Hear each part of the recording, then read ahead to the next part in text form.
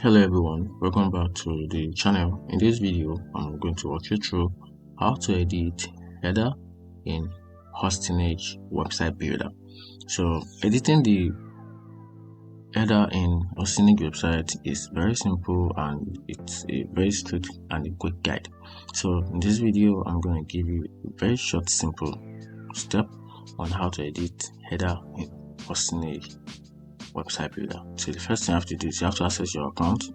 You have to access your Hostinage account and open the website builder in your Hostinage. Then after that, select the header section. So click on the header section of your website, then edit your header. So for you to edit it, you have to customize the layout, your logo, your styles, and navigation. After that, you can make the header sticky, adjust to padding, and change the logo size.